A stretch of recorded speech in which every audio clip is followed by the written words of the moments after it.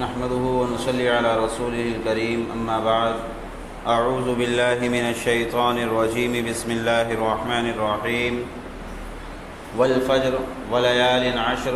والشفع والوتر والليل إذا يسر هل في ذلك قسم لذي حجر صدق الله العظيم۔ معزز سامعین کرام، ذوالقعدہ کا مہینہ ختم ہونے کے قریب ہے۔ 1 یا 2 دن کے بعد میں ذوالحجہ کا مہینہ شروع ہونے والا ہے۔ ذوالحجہ کے مہینے کے جو شروع کے 10 دن ہیں یہ بڑے بابرکت دن ہیں۔ شریعت مطہرہ نے ان کی فضیلت بیان فرمائی ہے۔ چنانچہ قرآن کریم میں پارہ نمبر 30 سورہ فجر میں اللہ رب العزت نے چند چیزوں کی قسم کھائی۔ والفجر، قسم ہے فجر کے وقت کی، ولیال عشر، اور قسم ہے 10 راتوں کی۔ تو اس سلسلے میں حضرات مفسرین کا اختلاف ہے، الگ الگ اقوال پیش کیے ہیں کہ ان جو اللہ رب العزت نے قسم کھائی ہے ولیال عشر کہ قسم ہے 10 راتوں کی، تو اس سے کون سی 10 راتیں مراد ہے؟ لیکن اکثر مفسرین حضرات کا یہ کہنا ہے، یہ قول ہے کہ ان سے ذی الحجہ کی جو شروع کی 10 راتیں ہیں ان سے وہ مراد ہے جس کی اللہ رب العزت نے قسم کھائی ہے۔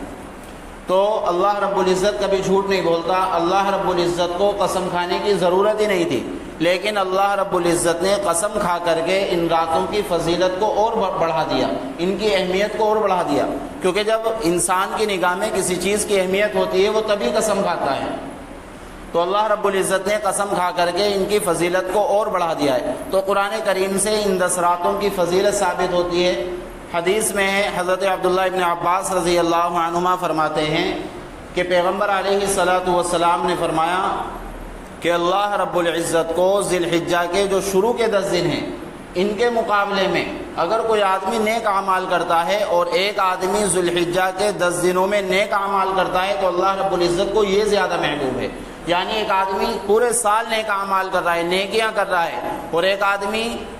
پورے سال بھی کر رہا ہے اور 10 ذی الحجہ کے جو یہ 10 دن ہیں، شروع کے 10 دن، ان میں بھی نیک اعمال کرتا ہے تو اللہ رب العزت کو یہ زیادہ محبوب ہے۔ صحابہ رضی اللہ عنہم نے معلوم کیا، یا رسول اللہ ولل جہاد فی سبیل اللہ، کہ اگر کوئی آدمی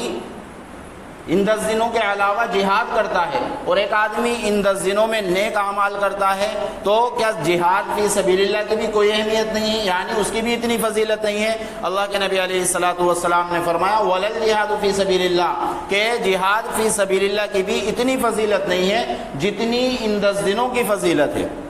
ان 10 دنوں میں عبادت کرنے کی فضیلت ہے۔ پھر اللہ کے نبی علیہ الصلاۃ والسلام نے فرمایا کہ ہاں وہ مجاہد جو اللہ کے راستے میں نکلا ہو جان لے کر کے، اپنا مال لے کر کے، اور اس نے اپنی جان بھی گوا دی، اپنا مال بھی گوا دیا، اور تو اس کو تو فضیلت ہے۔ اللہ کے نبی علیہ الصلوۃ والسلام نے فرمایا ورنہ مطلق جہاد، یہ عشرہ ذی الحجہ کے جو شروع کے 10 دن ہیں اس کے مقابلے میں مطلق جہاد کی بھی اتنی فضیلت نہیں ہے۔ اب ان 10 دنوں کی جو فضیلت ہے، ایک ہے روزہ رکھنا،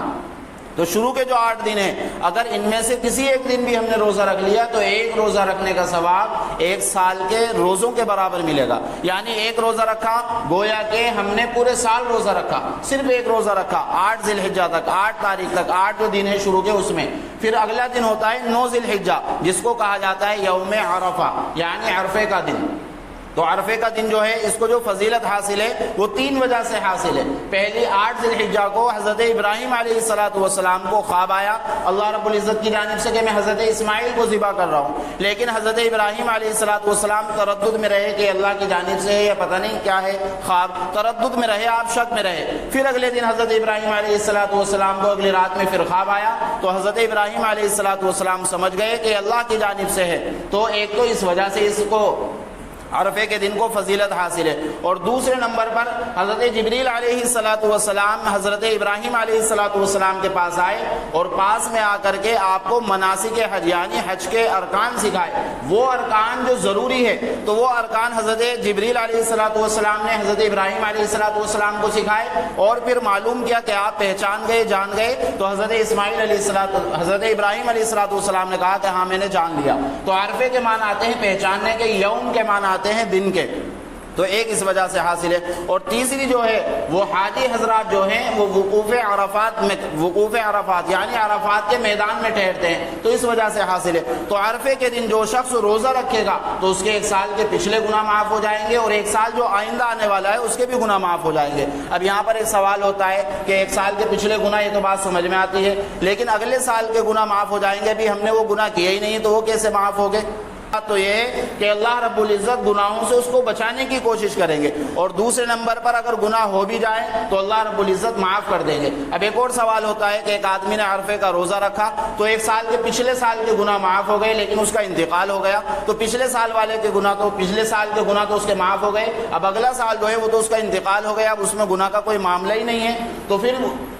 حضرات فقہاء کرام نے لکھا ہے کہ پھر اللہ رب العزت کے یہاں پر جب وہ پہنچے گا تو اللہ رب العزت اس کے ساتھ میں لطف و کرم کا معاملہ فرمائیں گے۔ تو عرفے کے دن اگر ہم روزہ رکھیں گے تو اللہ رب العزت ایک سال کے پچھلے سال کے گناہ معاف فرما دیں گے، اور اگلا آئندہ سال جو ہے اس کے بھی اللہ رب العزت گناہ معاف فرما دیں گے۔ اسی طریقے سے یہ جو عشرے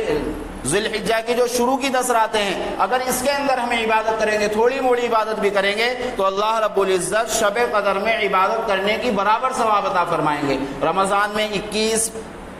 23 ہے، 25 ہے، 27 ہے، 29 ہے، ہم اس میں جاگنے کا اہتمام کرتے ہیں، عبادت کا ہم اس میں اہتمام کرتے ہیں، تو اس کی برابر اللہ رب العزت صرف ایک رات میں جو 2 دن کے بعد میں یا 1 دن کے بعد میں مہینہ شروع ہونے والا ہے، اس کے جو شروع کے 10 دن ہیں، ان راتوں میں اگر ہم نے تھوڑی بوڑی بھی عبادت کر لی، اللہ رب العزت شب قدر میں عبادت کرنے کی برابر ثواب عطا فرمائیں گے۔ اس لیے بڑے بابرکت دن شروع ہونے والے ہیں، ہم میں سے ہر ایک کی یہ فکر ہو کہ نمازوں کا اہتمام ہو اور جماعت کے ساتھ ہم نماز پڑھنے والے بنیں۔ اللہ کے نبی علیہ السلام کے زمانے میں منافق کی بھی ہمت نہیں ہوتی تھی کہ وہ جماعت کی نماز کو چھوڑ دے۔ آج بتاؤ ایک مسلمان کو نماز کے لیے کہا جائے تو یہ مسلمان کے شایان شان بات نہیں ہے۔ اللہ کے نبی علیہ السلام کے زمانے میں منافق جو صرف زبان سے ظاہر کرتے تھے کہ ہاں ہم مسلمان ہیں، اسلام والے ہیں، ایمان والے ہیں، لیکن دل میں رہتا تھا کہ نہیں ہم اسلام والے ایمان والے نہیں ہیں، تو وہ منافق اور صرف نماز نہیں پڑھا کرتے تھے بلکہ جہاد میں بھی جایا کرتے تھے اور زکوٰۃ بھی ادا کیا کرتے تھے۔ منافق تہجد بھی نہیں چھوڑتے تھے، اور قرآن نے کیا کہا ان کے بارے میں؟ ان المنافقین فی الدرک الاسفل من النار، کہ منافق جو ہیں وہ جہنم کے سب سے نچلے درجے میں ہوں گے۔ تو اس لیے ہماری یہ فکر ہو کہ کم از کم ہم نمازوں کا اہتمام کرنے والے بنے، جماعت کے ساتھ ہم نماز پڑھنے والے بنے۔ اسی طریقے سے ان 10 دنوں کی جو فضیلت ہے وہ کیوں ہے؟ اس لیے ہے، ایک تو اس میں سب سے بڑی عبادت جو ہے، ایک بہت بڑی عبادت حج وہ ادا کیا جاتا ہے، بڑے بڑے کام جو ہے وہ انجام دیے جاتے ہیں جیسے حج ہے۔ اسی طریقے سے ایام تشریق 9 ذی الحجہ کی صبح فجر سے لے کر کے اور 13 ذی الحجہ کی عصر تک ایام تشریق، یعنی اللہ اکبر لا الہ الا اللہ واللہ اکبر وللہ الحمد، یہ تکبیر پڑھی جاتی ہے، اس وجہ سے بھی ان دنوں کو فضیلت حاصل ہے۔ اسی طریقے سے ان دنوں کے اندر قربانی کی جاتی ہے، قربانی ان دنوں کے اندر کی جاتی ہے، تو قربانی ہم خوش دلی کے ساتھ میں کریں اور اچھے سے اچھا جانور خرید کر کے ہم قربانی کریں۔ سال میں صرف ایک موقع آتا ہے، یہ نہیں کہ ہم قربانی کر رہے ہیں تو گویا کہ ہم اپنی اولاد کو ذبح کر رہے ہیں۔ اپنی اولاد کے صدقے میں حضرت ابراہیم علیہ السلام نے حضرت اسماعیل علیہ السلام کو لٹایا اور ان پر چھری چلا رہے ہیں حضرت ابراہیم علیہ السلام، تو گویا کہ ہم سے بھی یہ کہا جا رہا ہے کہ آپ بھی اپنی اولاد کو قربان کریں۔ تو ہماری اولاد کی جگہ کون ہے؟ جانور ہے، تو خوش دلی کے ساتھ میں قربانی ادا کرے، بہانے نہ ڈھونڈے، بہانے تلاش نہ کرے کہ بھائی میرے اوپر تو صرف ایک ہی قربانی واجب ہے، ایک ہی قربانی مجھے کرنی ہے۔ نہیں، اگر میرے اوپر واجب ہے مجھے بھی کرنی ہے، میرے بچوں پر واجب ہے، بالغ ہیں اور وہ الگ ہیں تو ان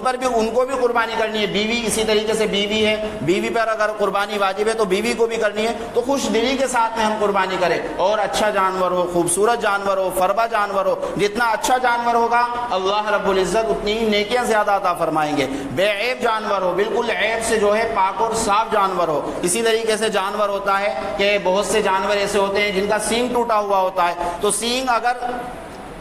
صرف آدھا ٹوٹا ہوا ہے، تھوڑا سا سینگ ٹوٹا ہوا ہے تو اس کی قربانی کر سکتے ہیں۔ اسی طریقے سے سینگ جو ہے، سینگ کا کھول اترا ہوا ہے تو اس کی بھی قربانی کر سکتے ہیں، کوئی حرج کی بات نہیں ہے۔ اسی طریقے سے ایک جانور وہ ہے کہ جس کا سینگ جو ہے وہ ٹوٹ گیا اور اتنا ٹوٹ گیا کہ اس کا اثر دماغ تک پہنچ گیا، سوراخ نظر آ رہا ہے، تو اس کی قربانی کرنا جائز نہیں ہے۔ اسی طریقے سے کوئی جانور ایسا ہے 2 سینگ کی بجائے 3 سینگ ہے تو اس کی قربانی کرنے میں کوئی حرج نہیں ہے، اس کی قربانی بالکل درست ہے۔ اسی طریقے سے وہ جانور ہے کہ جن کے بچپن میں ہی سینگ نکال دیے گئے ہیں آگ وغیرہ کے ذریعے سے،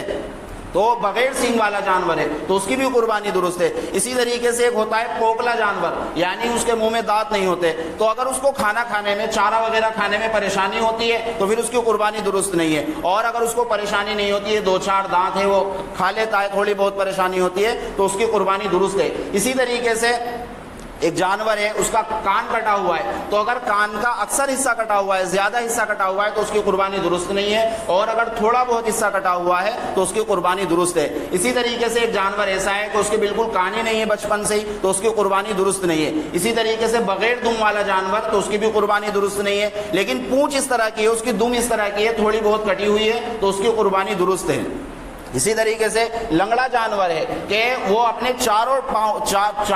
ٹانگ پر جو ہے، وہ جہاں پر ہمیں اسے ذبح کرنا ہے یا ہم اس کو چارہ کھلا رہے ہیں وہ وہاں تک نہیں پہنچ پا رہا، ایک اس کا پیڑ جو ہے اس کا سہارا بھی بالکل نہیں لے رہا ہے، تو پھر ایسے جانور کی قربانی درست نہیں ہے۔ لیکن وہ سہارا لے کر کے وہاں تک پہنچ رہا ہے، اس چوتھے پیر کا جس میں اس کی تکلیف ہے، لنگڑا ہے، تو اس سے وہ سہارا لے کر کے وہاں تک جا رہا ہے چارہ کھانے کے لیے یا جہاں پہ ہمیں اسے ذبح کرنا ہے، تو پھر ایسے جانور کی قربانی درست ہے۔ تو جانور بھی جو ہو وہ بالکل بے عیب ہو، پاک و صاف ہو، اچھا جانور ہو، جتنا موٹا اور فربا اور خوبصورت جانور ہوگا اللہ کی جانب سے اتنے ہی جو ہے نیکیاں ہمیں ملے گی۔ تو عشرہ ذی الحجہ یہ شروع ہونے والا ہے 1 دن کے بعد میں یا 2 دن کے بعد میں، تو ہماری فکر یہ ہو اہتمام کے ساتھ، جماعت کے ساتھ ہم نماز پڑھنے والے بنے، اور جو بھی اللہ رب العزت جو ہے جتنی بھی ہمیں وسعت ہے اتنی زیادہ ہمیں عبادت کا اہتمام کرنا چاہیے۔